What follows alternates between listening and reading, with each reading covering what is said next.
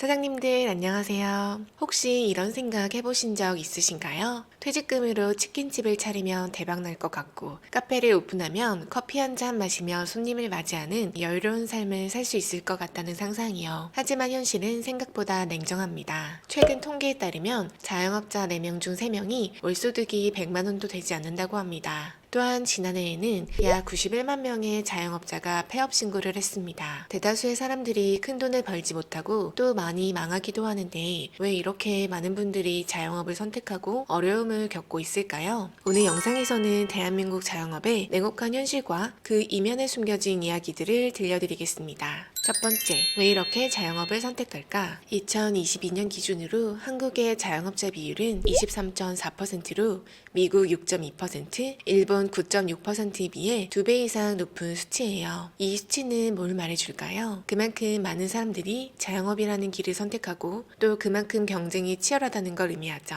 사람들이 자영업을 선택하는 이유는 다양합니다. 직장 생활이 힘들어서, 내 꿈을 이루고 싶어서, 혹은 그저 생계를 위해서 직장 내 위계 질서와 갑질 문화에 지쳐 내가 사장이 될 거야 라고 결심한 사람들도 많아요. 특히 안정적인 일자리가 부족한 사회에서 자영업은 스스로 일자리를 만드는 선택지가 되기도 합니다. 대기업과의 높은 임금 격차도 한몫하는데요. 이럴 바엔 내 가게를 차리겠다 라는 생각을 많이 한다는 겁니다. 예를 들어 한 직장인은 10년 동안 대기업에 근무한 후 반복되는 업무 스트레스와 불안정한 고용 환경에 지쳐 카페를 창업했지만 예상보다 높은 임대료와 인건비 부담으로 어려움을 겪었습니다. 또 다른 사례로 40대 가장이 퇴직금을 활용해 작은 치킨집을 열었으나 주변의 과도한 경쟁과 지속적인 매출 감소로 결국 1년 만에 문을 닫게 된 경우도 있습니다. 이처럼 자영업은 단순히 내 가게라는 로망만으로 성공하기 어려운 현실적인 도전입니다. 두 번째, 자영업의 현실은 냉혹하다. 자영업의 진짜 현실은 굉장히 냉혹합니다. 경쟁이 치열하고 경영 비용이 끝없이 올라가죠. 인건비, 임대료, 원자재 가격, 공공요금까지 모든 게 부담입니다. 앞에서 말씀드렸다시피 자영업자 4명 중 3명은 한 달에 100만 원도 벌지 못한다고 해요. 또한 2024년 통계청 조사에 따르면 직원 한 명도 쓰지 못하는 자영업자가 75%에 달한다고 합니다. 고용 없이 혼자 매장을 운영하는 자영업자의 수는 최근 몇 년간 증가하고 있으며 이는 인건비 부담을 줄이기 위한 선택인 경우가 많습니다. 여기에 더해 빠르게 변화하는 소비 트렌드도 자영업자들에게 큰 도전이 되고 있습니다. 유행에 편승한 사업은 트렌드가 사라지는 순간 치명적인 타격을 입게 됩니다. 탕후루 가게가 한때 그렇게 인기 있었지만 매출이 급격히 떨어지면서 폐업하는 곳들이 속출했죠. 커피 전문점의 경우도 비슷합니다. 전국에 10만 개가 넘는 커피 전문점이 있으며 이는 편의점 4대 브랜드 CU, GS25, 세븐일레븐, 이마트24의 총 매장 수인 약 5만 5천 개보다 2배 가까이 많은 수치입니다. 초기 창업 비용이 낮고 진입 장벽이 낮다는 이유로 많은 사람들이 뛰어들었지만 과잉 경쟁은 결국 많은 매장을 폐업으로 몰아넣는 악순환을 낳고 있습니다. 또 하나의 대표적인 사례가 바로 미용실입니다. 전국적으로 미용실 수는 13만여 개에 달하며 이는 카페와 편의점을 합친 수보다 많습니다. 서울시만 해도 등록된 미용실이 2만 3천여 개에 이르는데 개업 후 1년 내 폐업률이 약 20%에 달한다고 합니다. 과잉 공급과 함께 고객 수 감소가 겹치면서 많은 미용실이 어려움을 겪고 있습니다. 이처럼 자영업은 단순히 가게를 열었다는 것만으로는 성공할 수 없는 치열한 생존의 현장입니다. 세 번째,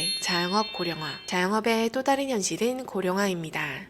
2024년 기준 우리나라 65세 이상 인구는 전체 20%를 넘어섰으며 이는 초고령 사회로의 진입을 의미합니다. 이러한 고령화 추세는 자영업 분야에서도 두드러지게 나타나고 있습니다. 고령층의 경제활동 참여율이 증가하면서 자영업자에 종사하는 고령자들의 비중도 높아지고 있습니다. 2024년 통계청에 따르면 60대 이상 자영업자의 비중은 전체 자영업자의 36.4%를 차지하며 이는 20년 전보다 2배 이상 증가한 수치입니다. 많은 분들이 퇴직 후 안정적인 수입을 위해 자영업을 선택하지만 충분한 준비 없이 시작했다가 어려움을 겪는 경우가 많습니다. 특히 고령 자영업자들은 낮은 소득과 높은 경제적 불안정성에 시달리며 이는 소득 불평등을 심화시키고 사회적으로도 큰 문제로 대두되고 있습니다. 한국노동연구원의 연구에 따르면 자영업자의 소득 불평등은 임금 근로자보다 훨씬 크며 특히 고령 자영업자들이 그 영향을 크게 받고 있습니다. 많은 고령 자영업자가 영세 자영업에 종사하며 평균 이하의 소득을 경험하고 있습니다. 이러한 현실은 고령화 사회에 접어든 우리나라에서 더욱 심각한 문제로 부각되고 있으며 고령 자영업자들을 위한 체계적인 지원과 대책 마련이 시급합니다. 네 번째, 자영업 그래도 희망은 있다. 그렇다고 해서 자영업이 모두 절망적인 건 아닙니다. 중요한 건 준비와 전략입니다. 무작정 시작하는 게 아니라 시장을 분석하고 경쟁력을 키우고 철저한 계획을 세워야 하죠.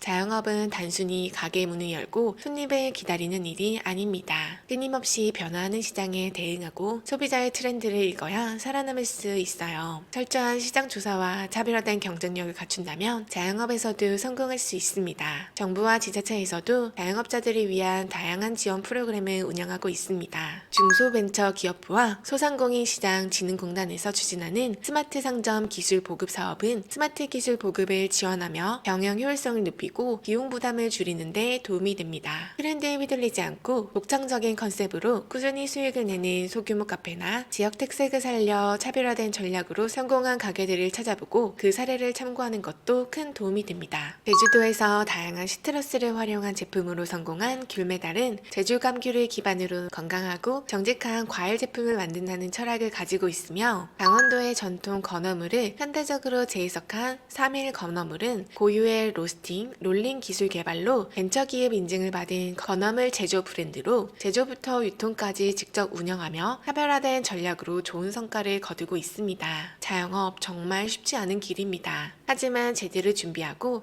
현실을 직시하며 지원 프로그램과 성공 사례를 적극적으로 활용한다면 여러분도 이 험난한 길에서 살아남을 수 있습니다. 지금 이 순간에도 묵묵히 버티고 있는 모든 자영업자분들에게 존경과 사랑을 보냅니다. 오늘 이야기해드린 자영업의 현실 어떠셨나요? 앞으로도 사장님들에게 도움되는 정보 가득 들고 올 예정이니 좋아요와 구독 부탁드립니다. 지금 화면 속 영상을 클릭하시면 파리바게트 한 달에 200만원 팔면 얼마 버는지 알려드리겠습니다.